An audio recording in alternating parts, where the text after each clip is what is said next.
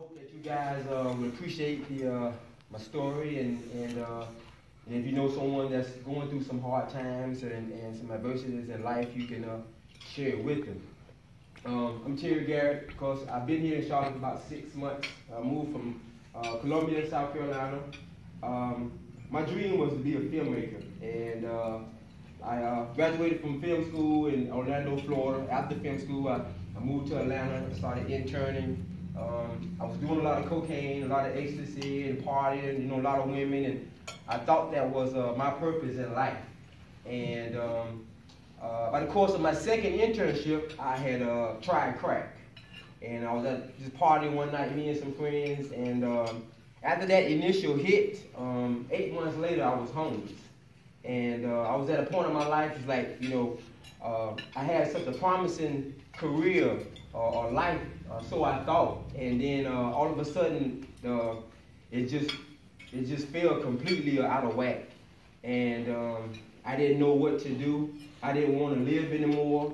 I thought my life was over because my dream was gone. And I OD'd off cocaine and woke up in the emergency room one day and didn't know how I made it there, man. And by the grace of God, doctors told me that I got there just enough time for them to revive me. And I've lost a lot of friends that have OD'd along the way. They're not here anymore. And one of the things that I'm really pursuing now is just living on purpose. Because I found my purpose in Jesus, and it took me to hit rock bottom to really reach out to Jesus for help and to see if he was real. And even establishments like we are, sitting at here today, I think is very helpful. And I think it will help a lot of people now and that are to come. Because this is a place that gives people hope. And hope is what we need. There's a lot of things that's going on in the world today. And a lot of times, people we see the news and we get a lot of bad reports, man. And then when you're out there on the streets and you're battling a drug addiction, you feel like you don't have any hope. And you feel like there's no one to care about you. But Jesus cares about a lot of people, and I'm pretty sure, once they could come here and experience the love, because that's what it's going to take, for you to open up your hearts and to pour out that love upon people and to be genuine with it. Because, when I was going through my addictions, I went a lot of places that I didn't feel the love, and I left and continued in my addiction. But when I went to some places and I experienced some true, genuine love, I felt like I could improve my life, and I did. And I'm not going to talk long because he said that my time is limited. But, I just want to, share my story of what I went through.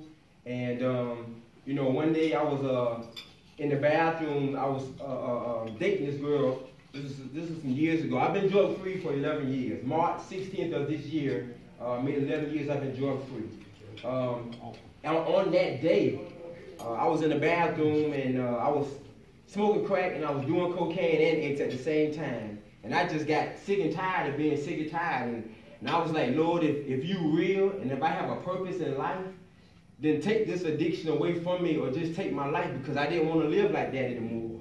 Because my mom was a heroin addict. So me and my sisters, we went through a lot of unfortunate situations growing up. And my son was born. And I didn't want my son to experience what I had to experience because of, going through what I went through because of my mom. And but when I left that bathroom, man, when I was in that bathroom, I didn't see the Lord, but I could feel his presence. And it was so overwhelming. It was like tears that I never cried before. And I was like, Lord, if you just touch me and just take this thing away from me, I'll do whatever it is that you want me to do for the rest of my life. And when I left that bathroom, I never had a desire to go back to drink or to smoke or to get high in any way, shape, or form. And now I want to live on purpose to help other people. Currently, as he was saying, I'm trying to start a kid initiative which will help children who are struggling because of their parents' drug addiction. Why? Because I used to be that kid. And me and my sisters, me and one of my sisters, we was raised by grandparents, and my other sister was raised by another grandparent. And I saw a lot of my friends growing up was in foster homes, and things were just wild, man. And you know, growing up as a child, that is real key of, you know, of being loved, of being appreciated, and having that good foundation. And so I want to reach back out and help those kids now that's going through the situation that I went through as a child. And I hope you guys will have enjoyed this message.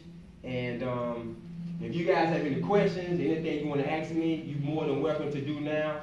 And I thank you, I love you, and I wish you guys the best. Thank you. Gary, did you go into any kind of program when you finally decided to get out of your addiction, or? Well, what I did, I visited some programs, and they helped me a lot. You know, I had a sponsor, and you know, she encouraged me a lot, you know, to get my life back on track. The reason why I went to film school was to learn the craft of screenwriting, because I love to write. And you know, she encouraged me to get back into writing again. And when I did that, that opened me up to wanting to get myself back together, you know. And that's what that sponsor really helped me out tremendously. I wish I could see her now. I don't know where she is, but that was back home in Columbia, South Carolina, you know, some years ago. But you know, the first day that I walked into her office, she told me that it wasn't gonna be a cakewalk. She's like, if you wanna be pitted, you know, turn around and just go back home. And she was tough on me, and I needed that at that time. But she was tough, but she also showed love and compassion. And you know, she did it at the right times. She knew when to be tough, and she knew when to show that compassion that would help me to be able to be a better person that I say I can be I am today. You were saying when you were in the bathroom